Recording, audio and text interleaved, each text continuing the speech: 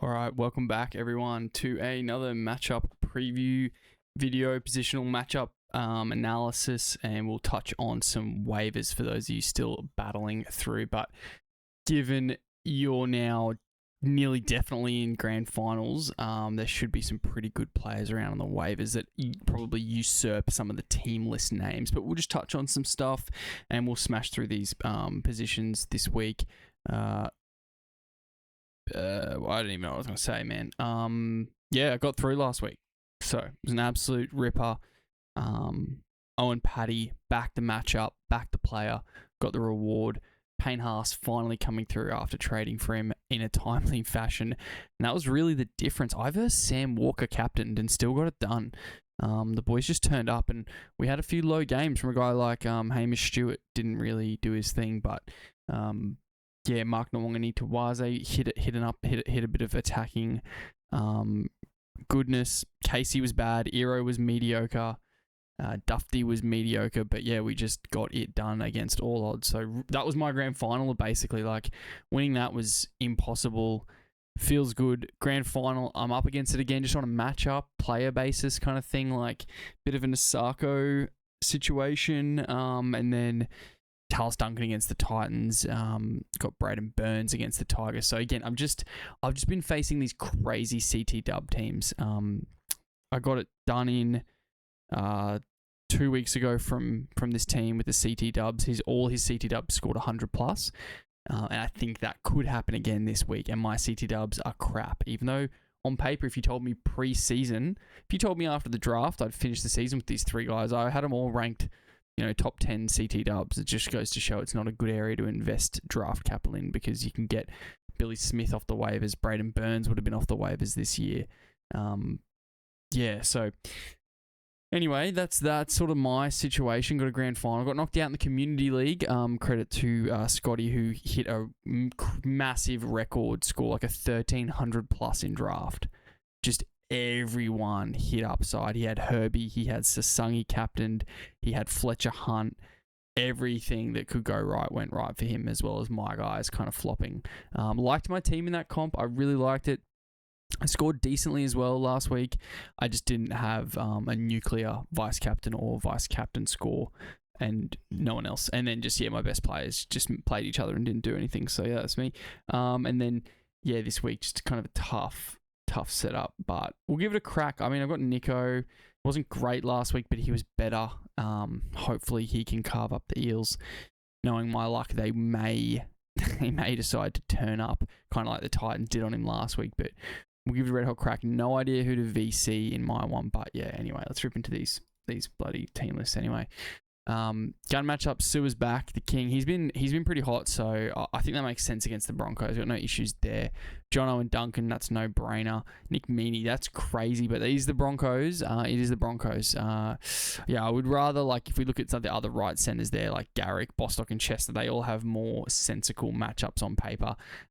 So yeah, I can sort of see how Nick Meaney gets in there against the Broncos, but yeah, I wouldn't be doing a lot with him. But if in a deep league sit start, maybe this is the signal you need. I should say, good week for the model last week, 60+%. It's been managing, my model's been managing the variance quite well. So go to Instagram, go to the last slide of the accountability post. You'll see the stats for the last few rounds, how the model's been performing. But, look at some of these names and you go, what is this? And then they hit, dude. Like, they don't always, but then enough of them hit. It's sort of, if you think about it, like, this is a key area, right? Gun and elite, that's your key area. Favorable's good too, but this is your key area.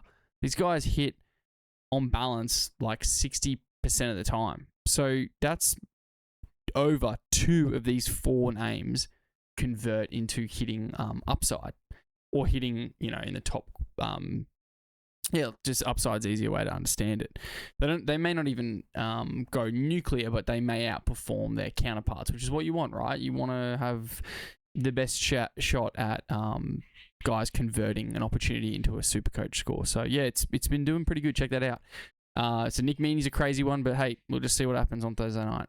Jamayne, he could get swapped to the left. I don't know what the deal will be with Wisha. I mean, I doubt it, but that's just one that could throw this out. So yeah, just assume he plays right. and Wishart plays left centre. Isaako, that's a no-brainer. Nico Hynes, that's a no-brainer. Tino's been amazing, averaging like 80 since kind of origin, or since round 20 or something. So no surprises there. Billy Walters has been amazing too. I'm happy with that against the Storm. I'm happy with that matchup quality for Billy Walters. Ben Trbojevic, yep. Haumole, yep, that's against the Dragons, I think they've got. I'm cool with them.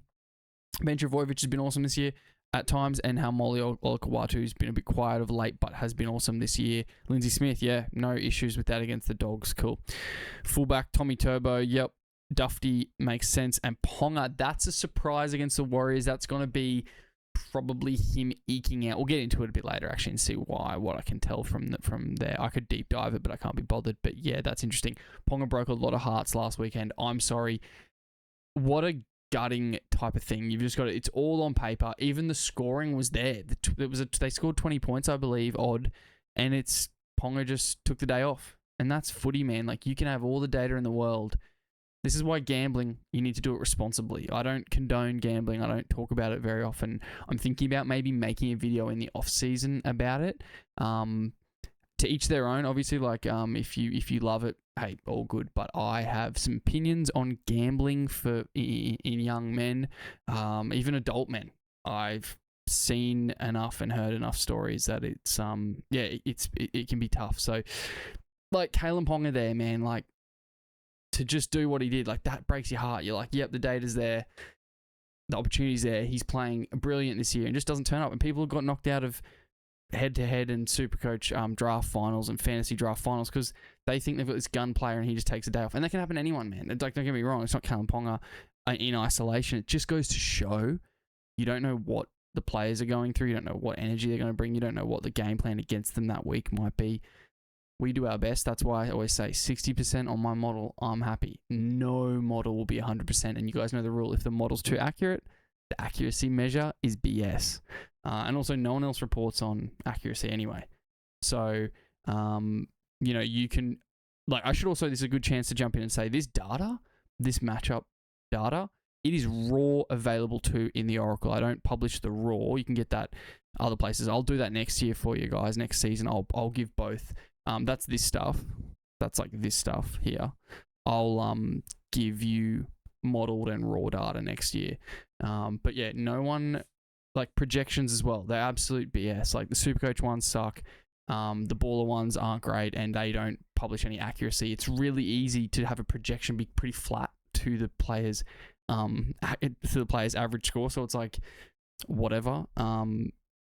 Projections in Supercoach don't put nearly any weight into them. Anything can happen. I do projections, as we've spoken about. I don't really value them too much. It's way too volatile and chaotic. Like, don't get baited by projections. They're crap. So anyway, what were we talking about? Yeah, Ponga, sorry about that. Just sucks. I just know a lot of people who got gutted by him. And like, even Jenkins last week, he should have been better. He's still here. Billy Smith, like Mark, non-winning say they didn't go nuclear. Someone who did was Herbie Farmworth.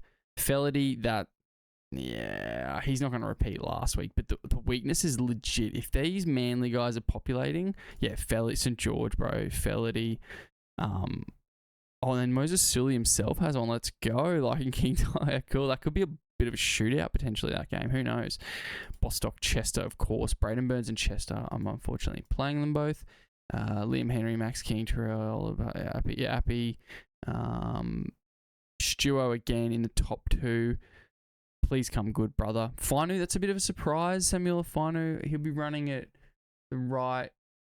He'll be running at Hylam Lukey. He scored decently against the Roosters. He had an upside. He hit an attacking stat, had a 70. That's interesting. And Francis, I don't trust, but he's been amazing when he plays, so you can't really doubt him. Preston's awesome.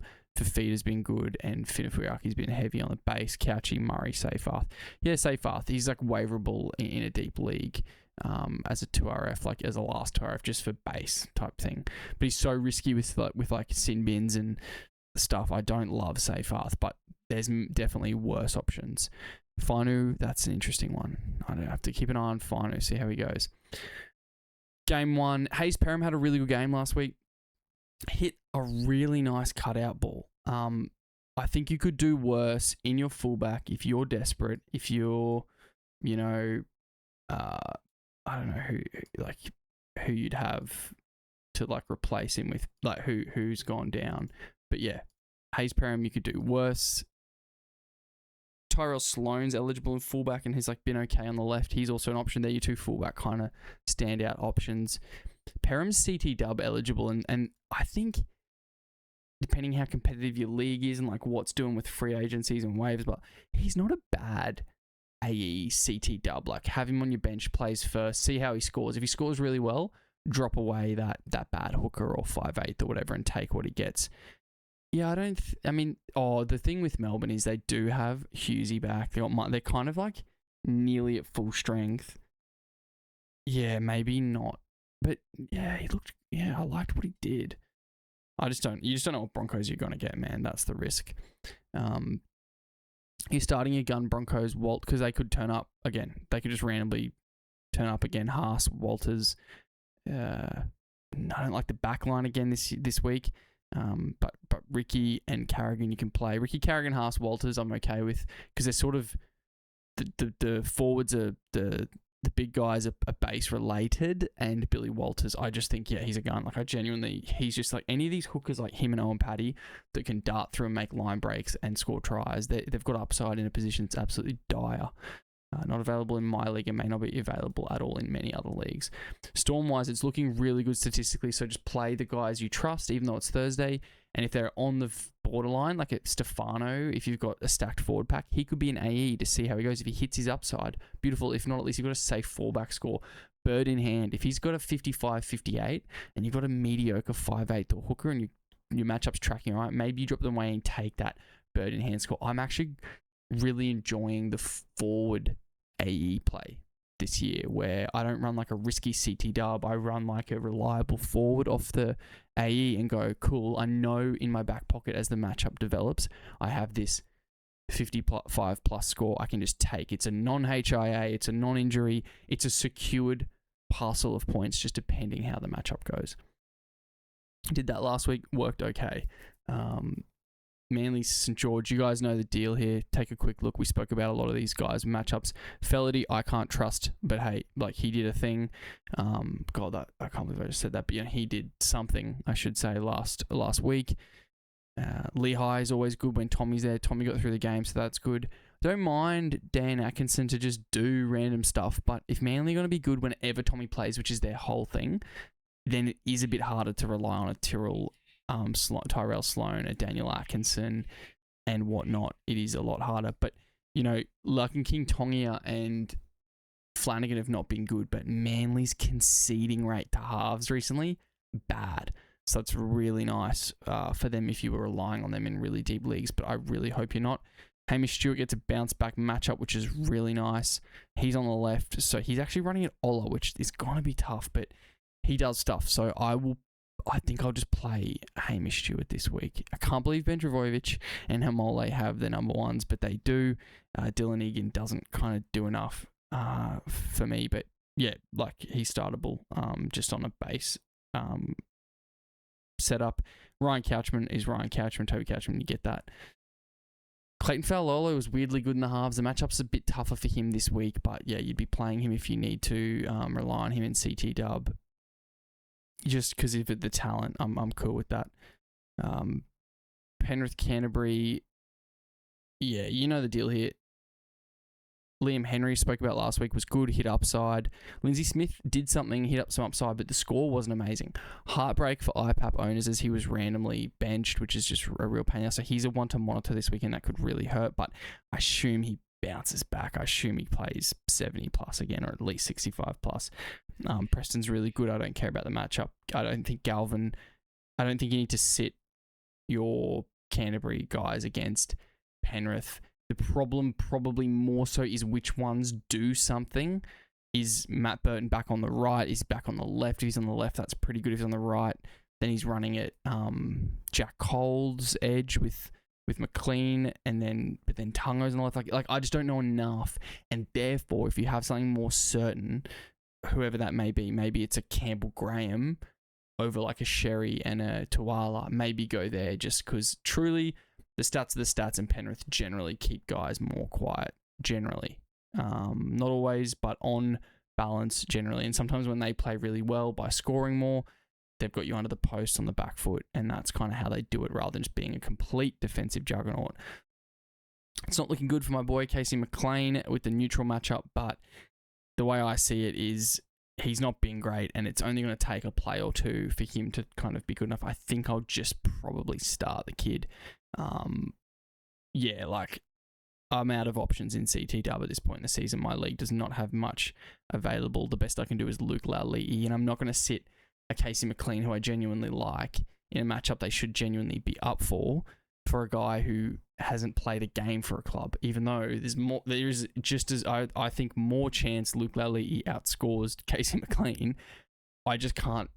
I would kill myself if I sat McLean for like for an 80 plus and couldn't use the score because, say, my other AE guy scored less, and then I've just gone, you drafted this guy all those months ago and you couldn't play him in a matchup. And neutral just doesn't scare me. If it was a void, we might have something to say. But when his outside player has an elite, then there's an issue there with Karaz defensively and what teams have been scoring on them as a left winger. And I'm going to just associate part of Jenkins' success with McLean, for better or for worse. So I'm going for him.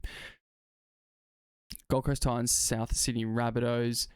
It's Duncan Johnston show, as you know, with Latrell on the bench to come in. That probably doesn't change too much. I wouldn't stress what's going on there. I really like it for Dufty. I need him to be good for me.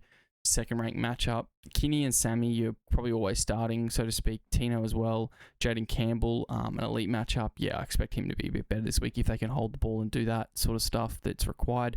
Curtis Moran is an FRF plug in deep leagues. 100% a guy you could lean on. Curtis Moran might play 80 out there and just does stuff. Not amazing, not great. Just trying to think of names. Liam Henry is my preference, but he will be owned, I'd say. So I'm just looking for FRFs, and maybe Curtis Moran can do a job.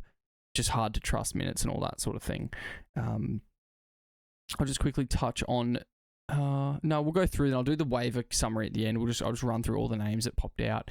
Campbell Graham, as I mentioned, like the Titans, like not conceding a heap to right wingers. It's the left wing, so their right edge that gets pumped. Which is the Aramaho edge with Jojo Fafita, and this week Jalen DeGroot. So yeah, Duncan Johnston will feast, but sometimes the bunnies just mix it up, and I think Campbell Graham will get one this weekend. Fourth best matchup. Cody Walker should carve up. Keon's Keon. Fafita, I love in like the revenge game, and they concede there. Unfortunately, he plays on the right, but I just think he'll figure it out. And Ewan Aiken with the 8th, I think he could get something too, given how bad that right edge is. Curtis Moran's out there. Can he do anything? I don't know. If he was a better scorer, he'd actually have a matchup himself. But it's not to be, so I'm not going to put too much stock on that. I think you can play Ollie Pascoe. You probably don't have many better options. Roosters Dolphins interesting because there's some matchups in this, but in theory this should be. I mean, it could be a shootout because the Dolphins aren't really that good defensively. The Roosters will want to be better defensively, which bodes well for me in a matchup. But I just think the way the Dolphins play, their guns probably gun, and then the guys that aren't amazing probably aren't amazing. So what I mean by that is Brian Ponyu, who looked awesome and scored well.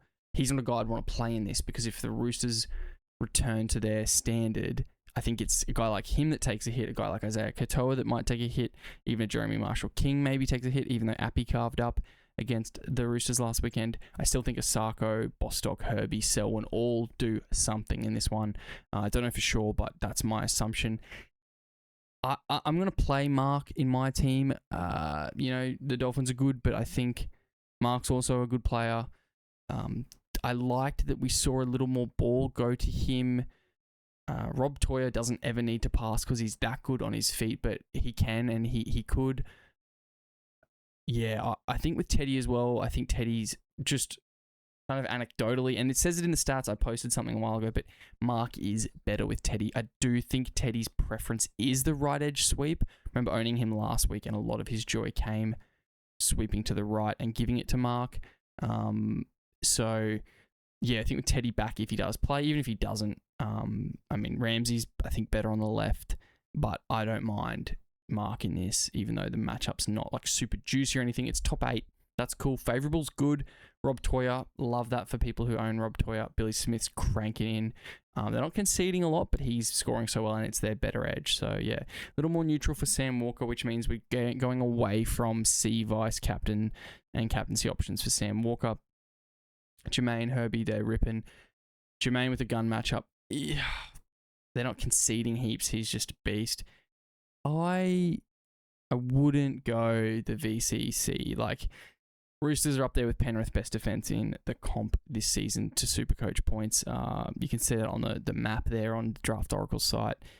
I'd just be generally like playing my guys with some confidence in the team, but not going nuts on like C vice captains.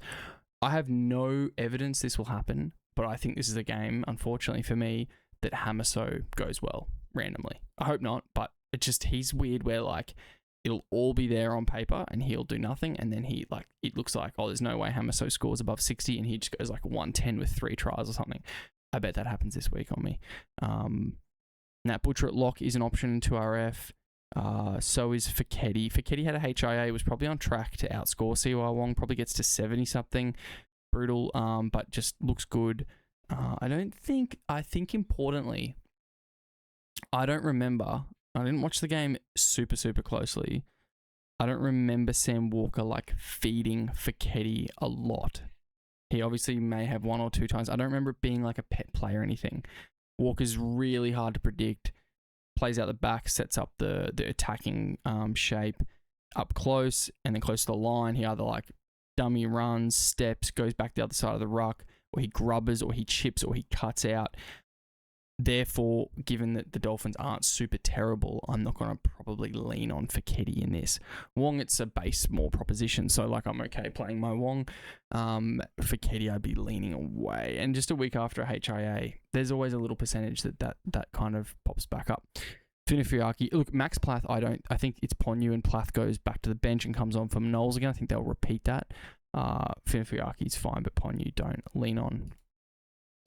North Queensland West is surprisingly not a lot of like super uber gold green situations for the Cowboys, but do not get it confused. They could absolutely rail. Appy, Samuela, Terrell, Seyfarth, all nice matchups, but again, not going overboard. And that's a combination of them being pretty good last week, as well as the Cows being pretty average to those positions. So it's a range of things. I wouldn't over-index on it. But we'll just see how they go, what they trot out there from a product. But yeah, the Cows are a bit like, God, that Lukey's actually leaky. That conceding 68. There's actually Finu's not a bad option if he's been dropped. We'll talk about all that waiver stuff at the end. I'll just get through the games.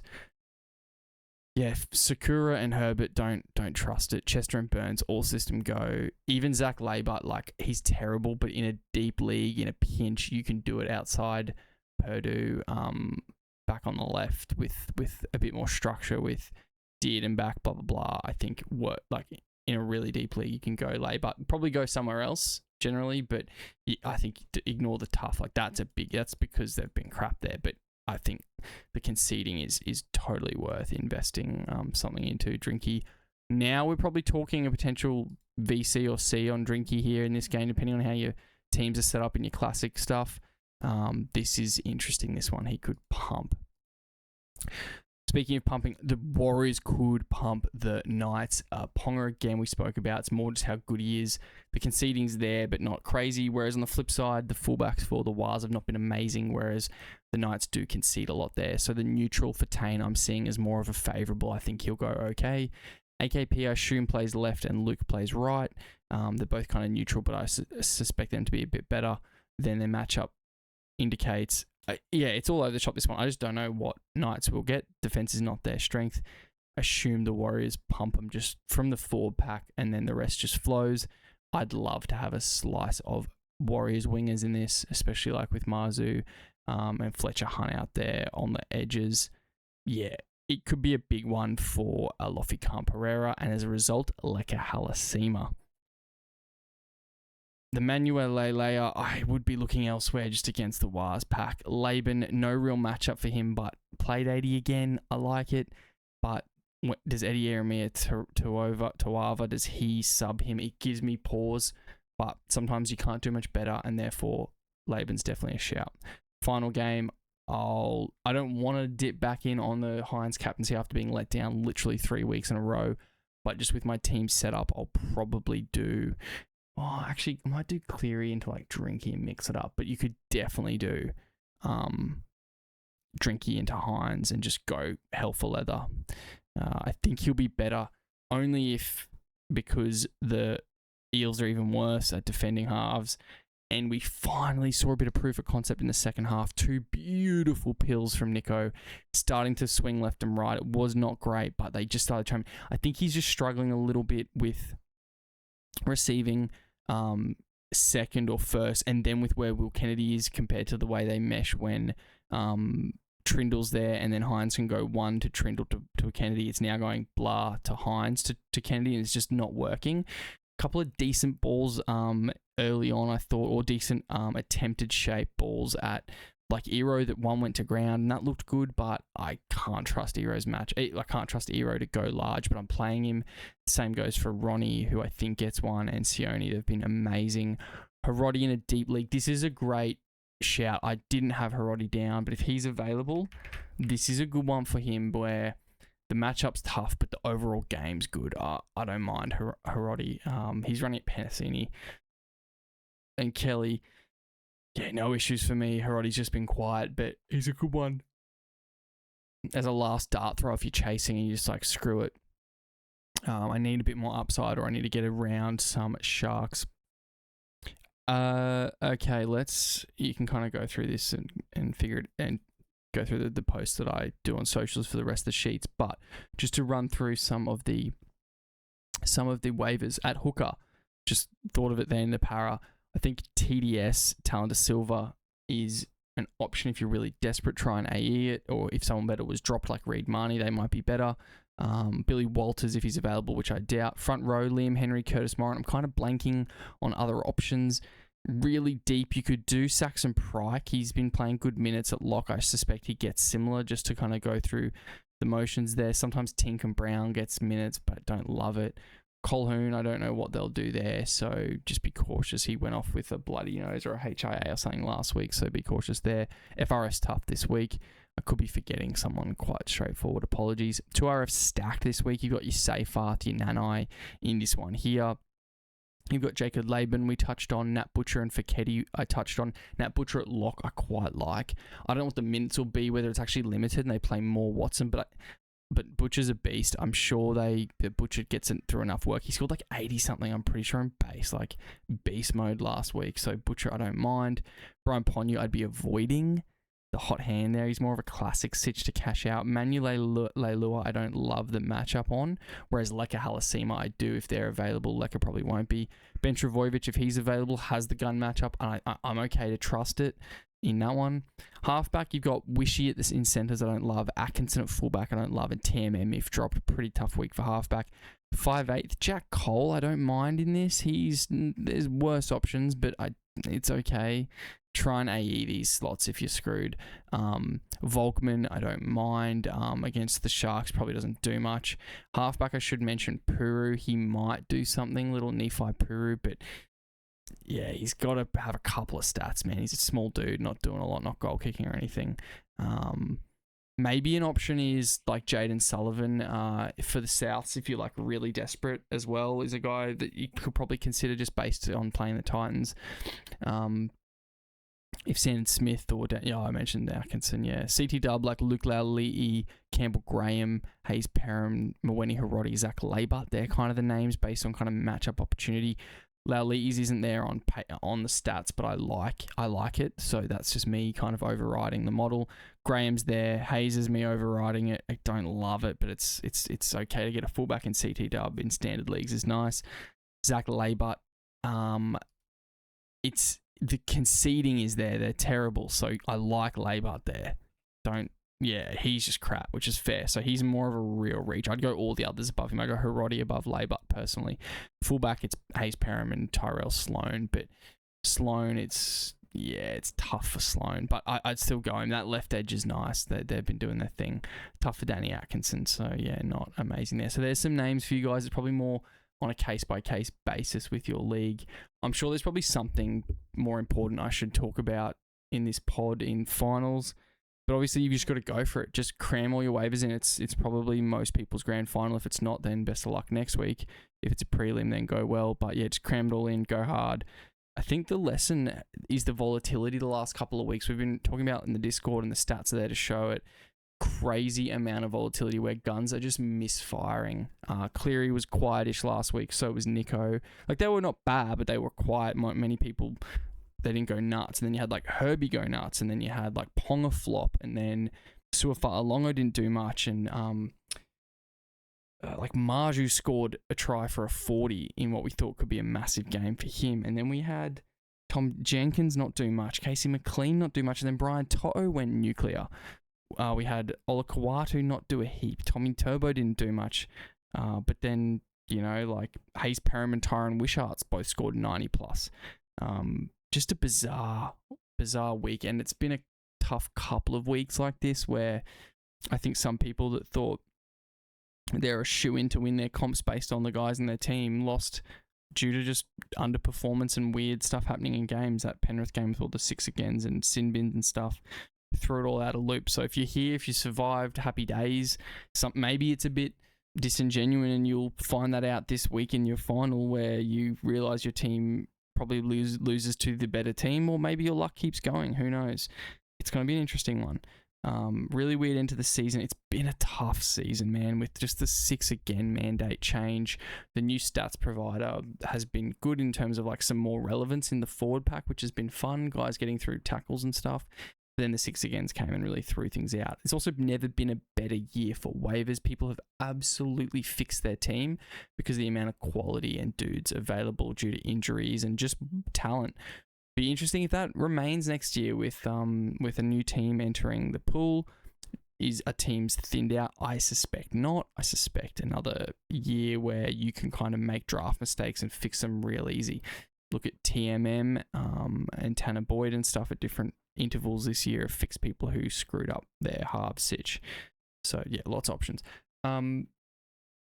Cool, that'll do it. Best of luck. And if you enjoyed the video, if it helped you out, please give it a like. If you're new and you just watch along, please subscribe, because this is the dead of winter and the end of the season, and it's all about getting subbed up and being ready for kicking into gear early next year, so we can smash it out the park with pre-draft prep, classic prep, talking about some deep dives like I do on socials. They'll all start rolling in as we start thinking about what we've learnt this year. What does the data tell us on where to apply draft capital, sort of first and foremost, and then with player transfers into new teams, how do we set expectations and how do we apply that sort of stuff, or how do we apply the knowledge of them going and what they did and what their ceiling could be, who to avoid, that sort of thing. So it'll be pretty cool. So yeah, hit like, hit sub, really appreciate it. Thanks for listening, and good luck again this weekend.